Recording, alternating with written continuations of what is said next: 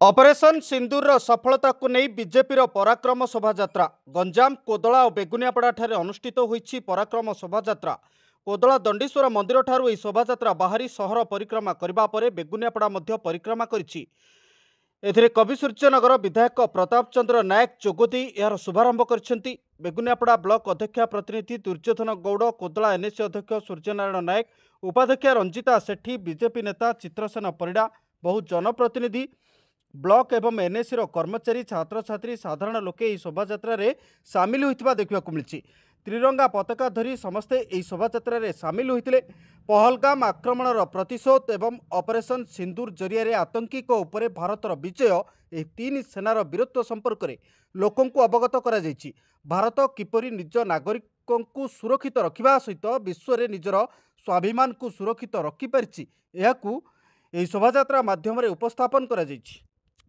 देखो तो पाकिस्तान जो कूट चक्रांत जो पहलगाम जो आतंकी हमला है आमर निरीह 26 जन नागरिक मृत्यु होता से परिप्रेक्षी में सारा भारत वर्ष में एक आक्रोशर वातावरण खेली जाता एवं देशर यशस्वी प्रधानमंत्री जो कथा कही जो माने आतंकवादी सामिल अच्छे से निश्चित भाव शास्ति देवा कथा कही से परिप्रेक्षी में जो ऑपरेशन सिंदूर सफलता पर आज सारा भारत वर्ष में हसर खुशीर लहरी खेली चली पाथ्य कर आज कमिशन निर्वाचन मंडल कोदला एनएसी एवं बेगुनियापड़ा ब्लॉक और समस्त कार्यकर्ता को लेकर ऑफिसर मान को लेकर आज यही तिरंगा यात्रा आम ये अनुष्ठित करूँ।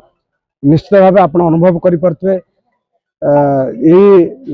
कोदला सहर एवं बेगुनियापड़ा ब्लॉक समस्त पंचायत आदिवासी माने निश्चित खुशी अनुभव कर प्रशंसा कर। आज आमर कोदला एनएस रे बहु मात्रा रे जनसाधारण अटेंड थिले आम गर्व कारण एनएस रो प्रबल 100 रु ऊर्ध्व लोक आज जोगदे ये तिरंगा यात्रा सफल कले। पाकिस्तान को जो टाइप रो उचित जवाब दिहला नरेंद्र मोदी नेतृत्व दिन आम मैंने खुशी हेलु जहाँ आम यशस्वी प्रधानमंत्री सर आज आम जो टाइप रो स्टेप नेले आम खुशी ये आज से खुशी रे आम तिरंगा यात्रा कोदला एनएस करिलु। सैन्यों पछरे आम भारतवासी एकजुट अच्छु आगु रहीबु दरकार पड़े जेकोसी साहाय्य आमको दरकार पड़े ताहले आम सैन्य बाहिनी पछरे अच्छु करूबु और आगु करि चालुबु। किंतु आज जो आमर एमएल सारंकर निर्देश रे आज बेगुनियापड़ा ब्लॉक एवं कवि आमर कोदला एनएस रे बहुत जनप्रतिनिधि एवं पब्लिक नहीं आज जो तिरंगार गोटे आयोजन करागला आहिरे बहुत सफल होती। किंतु आगु सफल करा पाकिस्तान जदि आहिरे कौन हस्तक्षेप करे मुहं तोड़ जवाब दिया खून का बदला खून में लिया जाएगा।